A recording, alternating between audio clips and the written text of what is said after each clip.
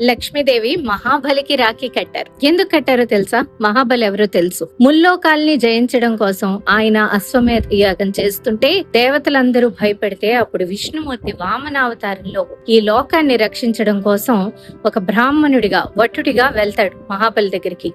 ఏం కావాలో కోరుకోమంటే యాగం అయిపోయిన తర్వాత 3 అడుగులు నేల కోరుకుంటారు. ఆ 3 అడుగుల భూమిలో విష్ణుమూర్తి ఇంతింతై వటుడింతయ్యాయి అన్నట్లు 2 అడుగుల్లోనే ఆయన మొత్తం ఆక్రమించేస్తారు. ఇంకా ఖాళీ లేక మహాబలి మాటిచ్చారు కదా 3 అడుగుల భూమి అని, ఆయన తలని ఇస్తారు. ఇంకా ఇదే నా దగ్గర మిగిలింది అని. ఆయన భక్తికి మెచ్చి విష్ణుమూర్తి ఆయన పాతాళ లోకంలోకి తోసేస్తూ సుతల అనే ఒక రాజ్యానికి అధిపతిగా చేస్తారు. అప్పుడు మహాబలి విష్ణుమూర్తిని ఒక కోరిక కోరుతారు. ఏంటంటే తన సూతల రాజ్యానికి విష్ణుమూర్తిని గార్డియన్ గా ఉండమని.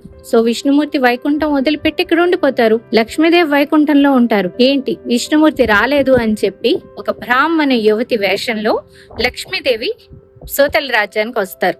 మహాబలి ఆమెని ఒక సోదరిలా భావించి చూస్తూ ఉంటారు.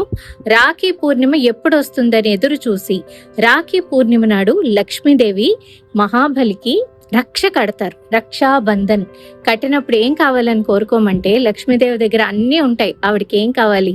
అప్పుడు లక్ష్మీదేవి తనెవరో చెప్పి తన భర్తని తనతో వైకుంఠానికి పంపించమంటుంది.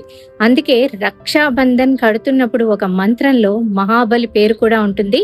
రక్షాబంధన్ మాటిచ్చారు కాబట్టి రక్ష కట్టి చెల్లెల్ని ఏం కావాలో కోరుకోమన్నారు కాబట్టి మహాబలి విష్ణుమూర్తిని లక్ష్మీదేవికి ఇచ్చి పంపిస్తారు. రక్షాబంధన్ కడుతున్నప్పుడు ఏ మంత్రం చదవాలో డిస్క్రిప్షన్ లో ఇస్తాను. రక్షాబంధన్ గురించి మీకు తెలిసిన కథలు ఏమైనా ఉన్నాయా? షేర్.